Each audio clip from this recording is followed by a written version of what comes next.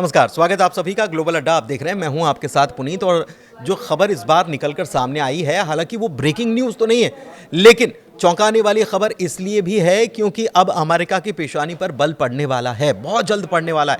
क्यों हम ये कह रहे हैं? दरअसल ब्रिक्स और एससीओ के देश जो हैं उन्होंने काम शुरू कर दिया है। किस पर काम शुरू कर दिया? डी डॉलराइजेशन पर काम शुरू कर दिया है। ये पूरा होगा कि नहीं होगा, ये एक अलग बात है, क्योंकि बार बार ये ट्रंप कह चुके हैं कि डी डॉलराइजेशन करने की कोशिश जो ब्रिक्स के देश मिलकर कर रहे हैं, हम उसको नाकाम करेंगे और जो ऐसी कोशिश करेगा उसके ऊपर 100% टैरिफ लगाने का काम भी हम करने वाले हैं। ये ट्रंप ने कहा था, लेकिन इसके बावजूद इसको ऐसा लग रहा है कि मूर्त रूप या आकार देने की कोशिश चल रही है। खबर क्या है ये हम आपको बताते हैं।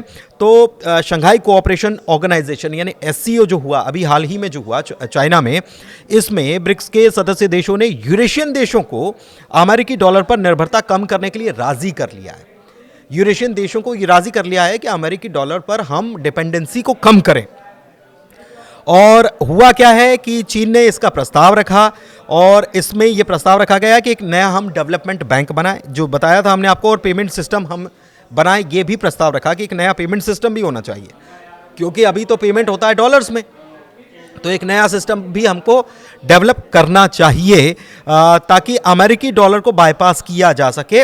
और रूसी राष्ट्रपति पुतिन ने इसे ब्रिक्स की मल्टीपोलर वित्तीय व्यवस्था बनाने की दिशा में एक कदम बताया है। अब यूरेशियन देश कौन कौन से हैं ये जानना जरूरी है, इसी के ऊपर नजर रहने वाली है। तो इसमें चीन भी है, जो ब्रिक्स के हिस्सा हैं वो भी हैं। चीन है, रूस है, भारत है, Pakistan, Iran, Kazakhstan, Kyrgyzstan, Tajikistan, Uzbekistan और बेलारूस, इसमें ये देश शामिल हैं और ये सभी मान गए। एससीओ के ये सभी कोर मेंबर हैं और इसमें ब्रिक्स के ओवरलैप वाले देश भी शामिल हैं, जैसे कि हमने आपको बताया, चीन बताया, रूस बताया, भारत बताया। तो ये एससीओ में भी हैं और ब्रिक्स में भी है। अब इनका उद्देश्य क्या है, इसके पीछे इनकी मंशा क्या है? इनकी मंशा ये है कि विकासशील देश जो हैं वेस्टर्न फाइनेंशियल सिस्टम जो है इससे थोड़ा सा दूर हों और लोकल करेंसी में बिजनेस करें। लोकल करेंसी में बिजनेस कैसे करें? तो लोकल करेंसी में बिजनेस ऐसे करें जैसे रूस बिजनेस करता है या जैसे ईरान बिजनेस करता है, तो ऐसी लोकल करेंसी में बिजनेस करें।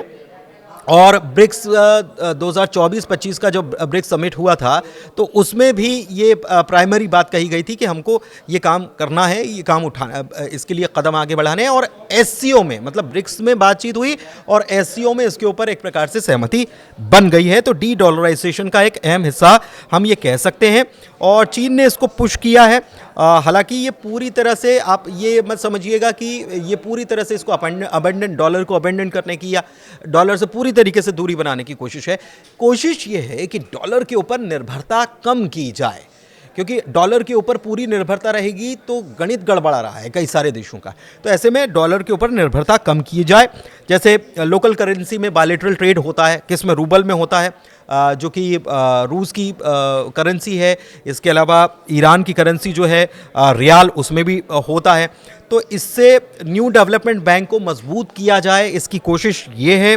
और चुनौतियां भी कुछ हैं, क्योंकि इसमें कुछ देश ऐसे हैं जैसे भारत, पाकिस्तान और भारत, चीन, इनके बीच में टेंशन हमेशा आप देखते हैं कि आए दिन बनी रहती है। तो इसके बीच ये सामंजस्य स्थापित करना एक बड़ी चुनौती रहने वाली है।